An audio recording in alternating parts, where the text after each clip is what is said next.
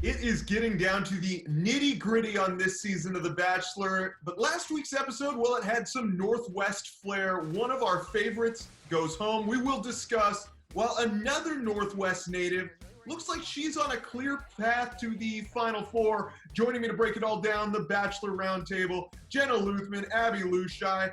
Guys, we picked things up with the most low-stakes 2-on-1 of the season, Jasenia and MJ. And spoiler alert, MJ goes home within the first 5 minutes. MJ, I can't give you this rose. Yeah, Okay. she's the worst. Good riddance.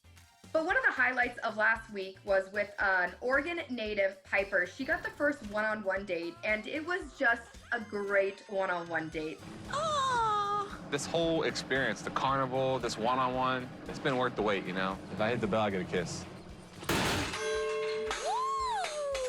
And the one thing that stood out with me in the entire date is how much they're making out and kissing and how natural it was. Like, they look like they've been dating for a year. Matt, I am falling in love with you.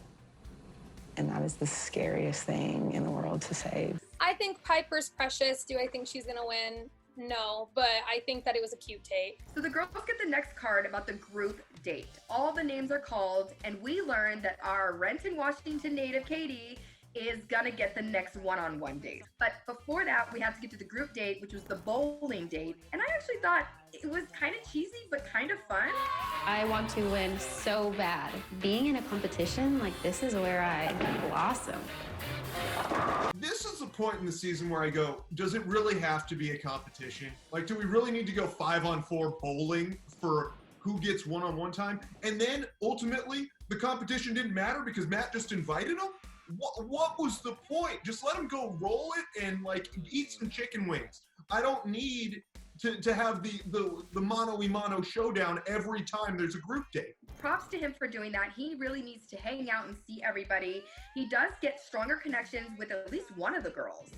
So Michelle gets the group date rose. She is clearly a front runner. Katie's getting ready for her one-on-one date, but on the grounds at Nemacolin, we've got a subplot going on because Heather shows up. Now, Heather is best known as the girl who went on to The Bachelor having never been kissed and then had her first kiss with Colton. Kind of a letdown, I have to imagine. She's back because her friend Hannah Brown thinks she and Matt would be perfect for each other. I know you guys are almost halfway through, but I'm like, I don't think that's gonna stop me. I truly just want to meet Matt. I couldn't tell you more how much I hate this. You know this wasn't gonna go over well with anybody. So now it's time for Katie's one-on-one date, but before Matt meets her, he goes and has a little bit of a pool match with his friend Tyler C. And Tyler's just there for moral support, as we think, but he's actually a part of the Katie date. Me and you are gonna be in the ear of the actor who we hired, Oh my God. who is his masseuse today, Yes. and we are gonna be ruining his massage. Oh, I love that. Love it. I'm excited.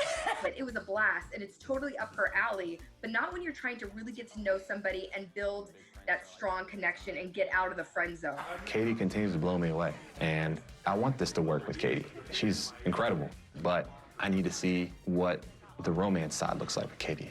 So finally, she's sitting with him at dinner, and hopefully it gets a little bit more romantic. They talk a little bit, but before things get any further, he holds the rose in front of her, kind of dangles it in front of her, and sends her home. One thing I would like Matt to avoid in the future is don't pick up the rose if you're not going to give it to her. Like, you clearly have some sort of connection. Now, maybe it's not romantic, but you and Katie clearly vibe a little bit. So don't do her that dirty. I didn't think Katie was gonna win, but I definitely thought she was gonna get the rose because Kit, on the most boring cookie date of my whole life, got the rose, and then Katie, funny, cool, fun Katie, voice of reason Katie, didn't get the rose. Like, his judgment is questionable, in my opinion. Yeah, you start painting your future only for it to be erased. And we miss Katie. I think a lot of America was falling in love with Katie, but there are rumors that she is maybe a front runner to be the next Bachelorette. So this may not be the last time we are really going to see Katie and get to know who she really is. So we are rooting for her. We're also rooting for Matt as he continues his journey for love, and Heather and the drama is not over, and hopefully we get a little bit of insight on what's going on there tonight.